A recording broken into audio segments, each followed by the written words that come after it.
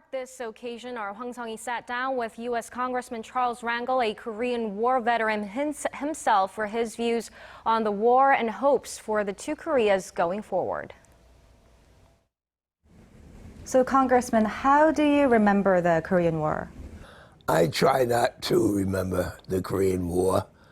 I was 60 years ago, 65 years ago, and it was a nightmare, a nightmare.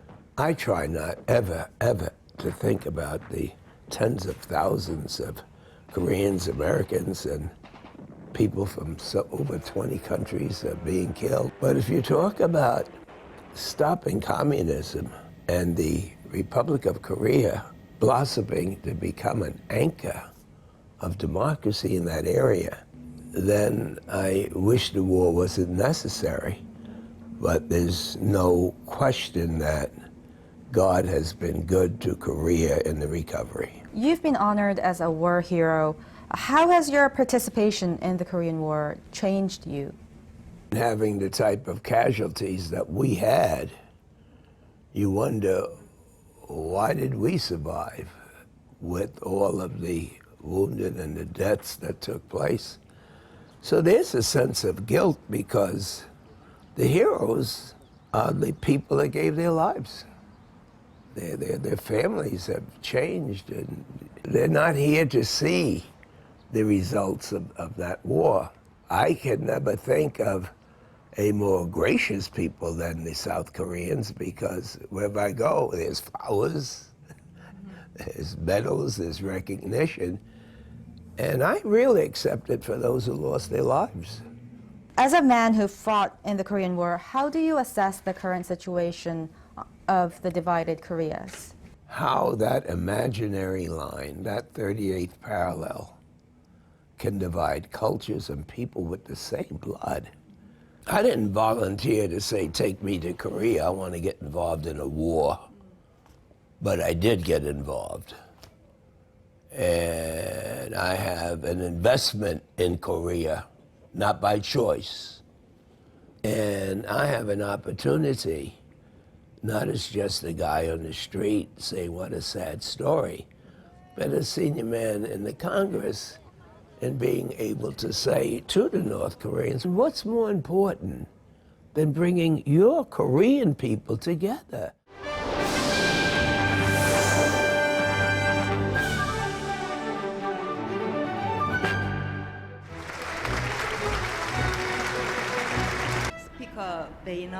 존경하는 베이너 하원 의장님, 바이든 부통령님, 상하원 의원 여러분, 그리고 내외 귀빈 여러분, 자유와 민주주의를 상징하는 미국 의회 의사당에서 이렇게 한국과 미국의 우정과 미래에 대해 말씀드릴 수 있게 되어 기쁘게 생각합니다.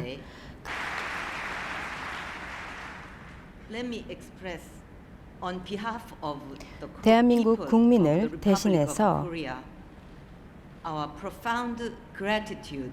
깊은 감사 말씀을 드리고 싶습니다. 자유와 민주주의라는 인류 보편의 가치를 수호하기 위해 피와 땀과 눈물을 바친 이 참전 용사들 감사합니다.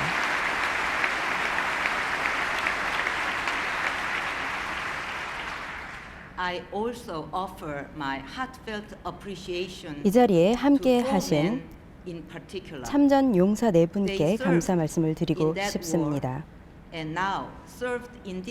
참전 용사이자 의원님이십니다. 존 코니어스 의원님,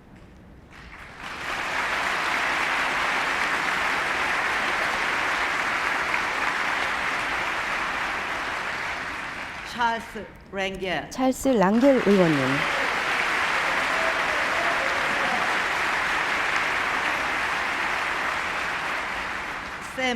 샘 존슨 의원님,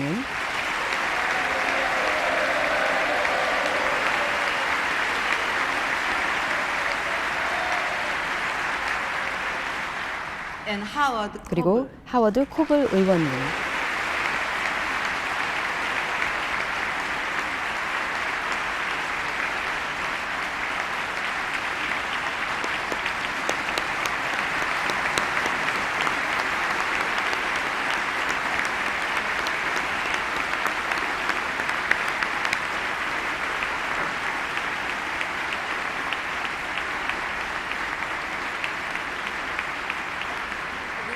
협력 범국민협의회는 김대중 정부 시절 평화통일 구현을 목적으로 결성한 통일운동의 협의체입니다. 오늘은 민화협 뉴욕협의회 임마철 대표와 또 박면수 의장 모시고 한반도의 통일운동의 현재와 미래에 대해서 이야기 나눠보도록 하겠습니다. 네, 안녕하세요. 안녕하세요. 네, 반갑습니다. 네, 이렇게 두 분 나와주셨는데, 네, 제가 이렇게 좀 소개를 했듯이 올해 한 4월쯤에 이제 4.27 판문점 선언을 발표를 했어요. 근데 이제 뉴욕에서도 이런 판문점 선언을 실천하기 위해서 많은 운동을 한 거로 알고 있어요. 어떤 운동을 좀 하셨나요? 예, 저희 민화협에서 한국 국회 비준 동의안 통과를 위해서 서명 운동을 전개했는데요. 뉴저지, 또 마나탄, 또 퀸스에서 약 한 3,000여 명의 그 서명 운동을 받아가지고 그걸 한국에 전달하는 그래서 비준 형편이 통과가 어려운 될 수 있게 타민족 하는 돕기 그런 운동을 역할을 벌이고 있습니다. 그 현장 박정원 기자가 전해드립니다. 민화협 뉴욕협의회 임마철 대표 상임위장과 조병창 전 한인회장 등 관계자들은 21일 맨해튼 132가 할렘교회에서 헨리 에이벨린 목사에게 스카프, 모자, 장갑 등 겨울용품 1000여 점과 쌀 50포대를 전달했습니다. 이 자리에는 촬스랭글 전 연방하원의원 등 할렘 지역 정치, 종교 지도자와 신도 등이 참석해 민화협 관계자들에게 감사의 뜻을 전했습니다. 이날 전달한 겨울용품은 임마철 대표 상임위장이, 쌀은 뉴욕 노인상조회가 각각 기부한 것입니다. 한인단체가 타민족을 대상으로 불우이웃 돕기 운동을 펼치는 것은 굉장히 이례적인 일입니다. And I want to take this opportunity to thank from the bottom of my community's heart for the great contribution the Korean Council for bringing reconciliation together for all of the people all over. You've been doing a great job, and the people of Harlem would like to thank you. 임마철 대표 상임위장은 미국은 피부색이 다른 인종이 모여 사는 나라이기 때문에 타민족과 함께 사는 분위기 조성을 위해 타민족 돕기 운동을 벌이고 있다고 말했습니다. 우리가 흑인과의 색깔은 다르지만은 얼굴이 다르지만은 그런 인연으로 인해서 미국과 한국의 돈독히 좋은 결과를 가져올 수 있는 이런 기회가 됐으면 생각하는 의미에서 계속 매년 제가 이렇게 도울까 하는 마음을 가지고 있습니다. 매 해마다 우리 할렘가를 찾습니다. 부족하지만 우리가 성의껏 했는데 우리 한인들이 많이들 동참해서 내년은 더 많은 풍족한 나눔을 가졌으면 하는 바람입니다. 선물을 받은 할렘 거주민들은 행복해하며 감사의 인사를 전했습니다. These donations that they are making today are helping the lives of hungry people in Harlem, helping the lives of people who find themselves in difficult situations, going to keep some people who are elderly warm. And so we graciously thank you so much for the sacrifice that you all have made on behalf of all of the people here in Harlem. Giveaways, much more to do, but we've made too many gains to go backwards, right, for what this administration to be is looking to do. So there's a lot of fight that we have in us here in New York City, and I've always been happy that Congressman Rangel has represented me and has been having that tough fight in the Congress. So thank you all for being here to pay respects to him, his legacy. I am sure your beautiful wife Alma is very happy that you will be retiring and spending more time at home and enjoy, right? She's clapping, so she knows she's happy. So thank you again and have a great evening. Let me suggest to Mr. Rangel, who has become relatively free from the binding of the public service. Let's do helpful to unite the divided two Koreas to one. If we succeed to make Korean Peninsula safer and ultimately to achieve unification, it would be a great job for great man, Mr. Rangel. Thank you very much indeed. Congressman Rangel, I grew up watching him. I grew up learning from him. He was a mentor, he was a teacher, he was a role model.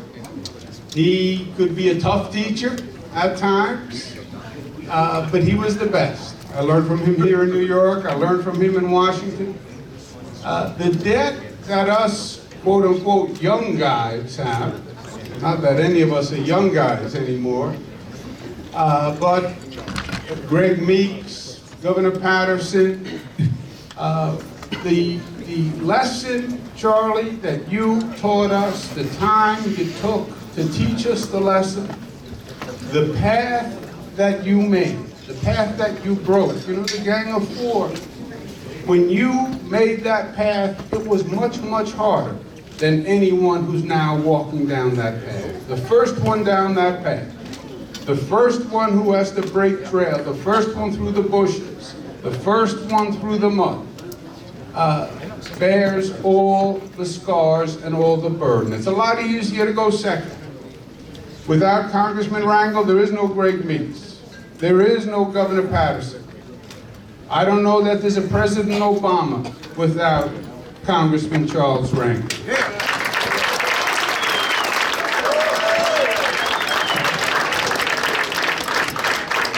I've known this to happen now. Mine left a long time ago.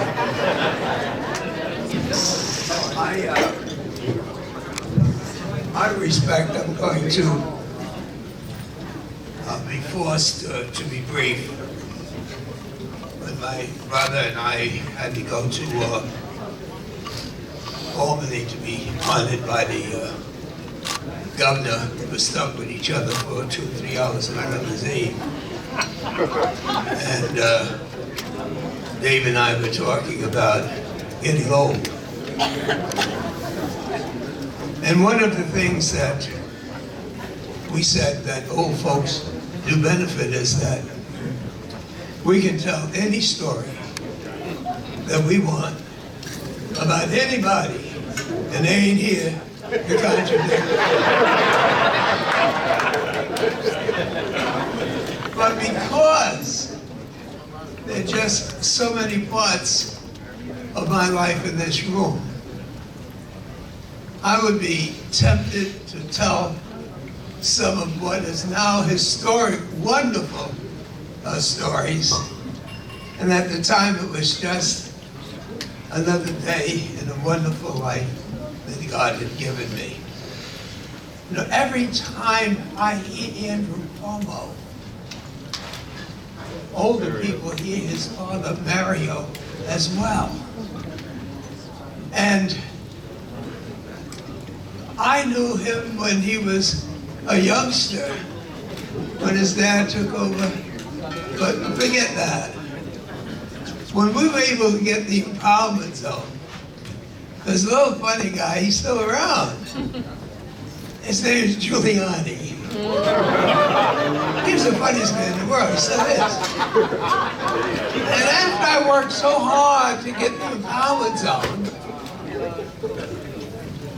and young Mario, young Andrew was the Secretary of HUD.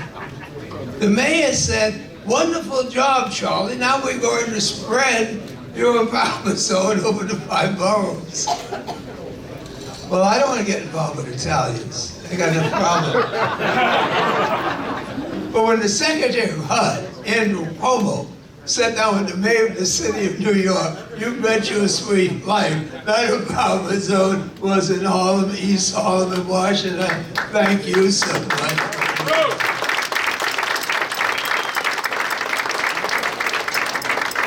My first interest into the Dominican Republic, Frank Maneri and Louisiana with his family.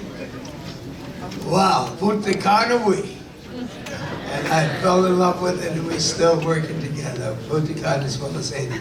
And Korea came into town, didn't they? Come some down my buddies? All over the world, in Africa and whatnot, I've had an opportunity to have blinders on because coming from Lenox Avenue, each thing was such a mind-blowing, exciting opportunity that was fulfilling a dream that I never had. And then, a few years ago, I got a spinal infection in Columbia from Columbia Hospital. And for the first time, I was alone in intensive care, first time. And I had an opportunity to think about how fast-moving my life had been. And it was almost like political cataracts being removed from my eyes. And I saw something besides being charged with public service. I saw a girl I met with on a blind date in Savoy Ballroom. Hi, Miss Kitchen, you remember Savoy Ballroom? Don't tell me you don't know this. Don't tell me you don't know this. And the guy told me didn't have a job, but I was working hard, trying to get one. Told me there was a pretty lady there from Panama City, hey, Assemblyman. And so I didn't know no Spanish from no Panama. So I managed to meet some people before I saw whom I was supposed to meet at the Savoy. And then the guy came over and said, Charlie, come on, I paid for the ticket. There's the lady over there. So gorgeous. I didn't know what the heck I was supposed to say to her. I was clean because on Sundays I was able to get clean to go to Savoy and never could tell what happens at Savoy. And I saw this lady thinking I'd have a hard time understanding what she had to talk about. This gorgeous doll was from Panama City, Florida. And I thought about what we have been through as we celebrate these 50 years. And for those of you who have been married any part of the 50 years that we've been together, I could not tell you that we haven't had our ups and downs through the time we were together. We thought in the beginning we were somebody, and we look back and we have so much to laugh about. But the truth of the matter was that during those 50 years I never heard, why do you work so hard in public service? Why don't you think about getting one of those jobs like other lawyers do? Why would you want to go and stay in Washington? And so, when the moments came that I started seeing my wife, my children, and my grandchildren, started to see a bucket list of things that ordinary people were doing and dreaming every day, I can tell you without fear of contradiction, there is no way in hell I could have concentrated on these exciting events that I've been a part of without Alma Carteret.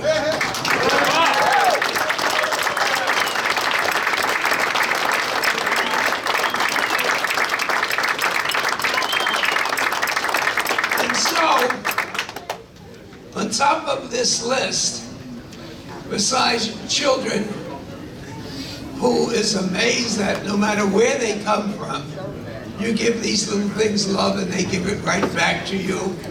And once they find out that they know something, they become so many people.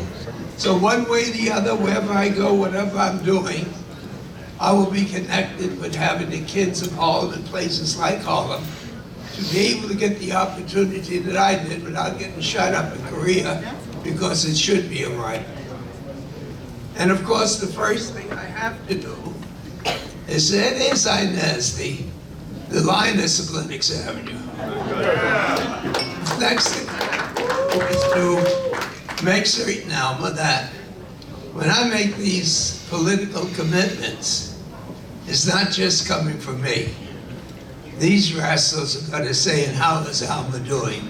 And me knowing you as well as I do, you're going to tell them how I'm doing. So all of you, there's such a special place in my heart for keeping me going, for giving me the encouragement, for allowing me to believe that I could do it. And doggone it, I may be leaving the Congress, but I'm not leaving the challenges.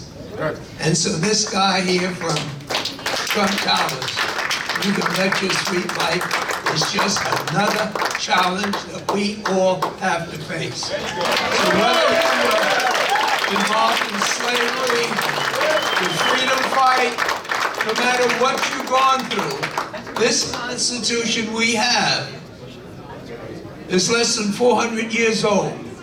And damn it, it has been tested, but it's never been tested like this rascal has tested it. And there is no question that this is going to be a stronger America, because young people won't be able to talk about Martin Luther King or the freedom marches or trying to escape like Matt Turner. But they will be able to say, we went through hell too, we survived, and we made this a better country for all of us. So count me in. Thank you so much, Alma. Thank you, darling, for everything.